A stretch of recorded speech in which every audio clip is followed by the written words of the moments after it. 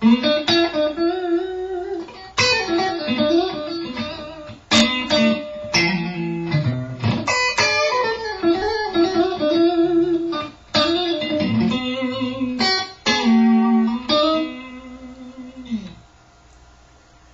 guys, so I thought it might be cool to sort of explain my pedal board in a little more detail and sort of explain the order that the pedals are in and why I have them here.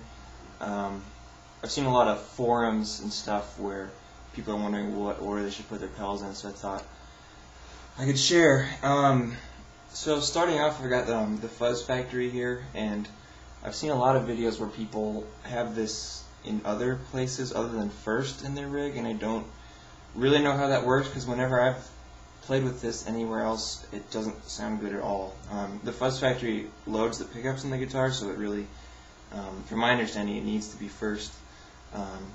So that's why that's there. From here, I go into the wah pedal, which is straightforward. I like wah before my other dirt pedals, the Tubescreamer and the BB Preamp. It sounds okay after the Fuzz, but I don't really use it with the Fuzz very much. So after the wah pedal, we go into the noise suppressor, and I've also seen people use this wrong, or maybe it's not wrong, but different. I have these 5 pedals up here in the loop of the noise suppressor, and so I see some people just kind of using it like it's a gate, and I found that doesn't work nearly as well. So yeah, what happens is the wah pedal goes into the input of the noise suppressor, the send goes through these 5 pedals and back into the return, and then the output continues on down.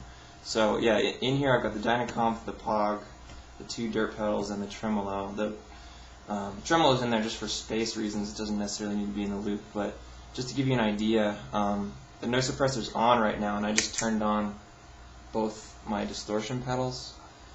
With it off, that's what it sounds like. So it really does a good job of canceling the noise. From there I go to the Dyna Comp. Compression's kind of noisy too, that's why it's in the loop.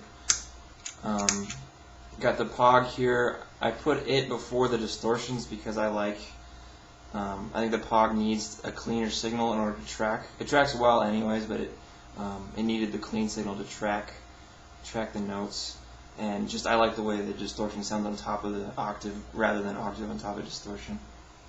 So then I've got the Tremolo after that, so it can cut. I think it sounds cleaner cutting the distortion rather than having distortion on top of Tremolo. Alright, so from there it goes back into noise suppressor, and we come out to the volume. And I used to have my volume right before the wah. But what I didn't like about that is that it would reduce the signal to the distortion pedals, which I didn't like. So now, if I've got my distortion on, I can control the volume of it without, controlling the amount of distortion that there is. That may have just crackled, I'm sorry. So anyways, that's why it's there, and it's also there so I can do neat swell stuff with a delay, like, so you can just get nice sounds like that. And it also can cut the sound from the distortion too there. So noise suppressor goes into volume, into the Univibe, which hopefully I'll be replacing soon for some other sort of modulation, something or other. I like to have my modulation effects before delay and reverb, just kind of a personal preference thing. So from there I go into the DD5, into the Holy Grail. Ideally I'd like to have all my reverbs after delay. The reason this is here is because I'm running stereo out of the DL4, stereo into the RV5, and then stereo out to my amps. And the Holy Grail's mono, so I'm kind of forced to put it here, which is fine. I can get some, using these 2 pedals, get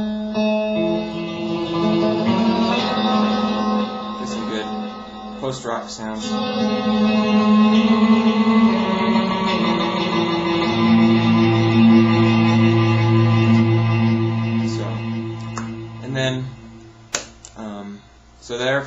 so the stereo out from the DL4. That's the reason I got the RV5. Other than it sounds awesome, is because it's got the stereo in and out, so I can put it after the DL4, which is really nice. I just like, I like the reverb after delay. So yeah, that's kind of the reason I have my board set up this way. If you got any questions, let me know.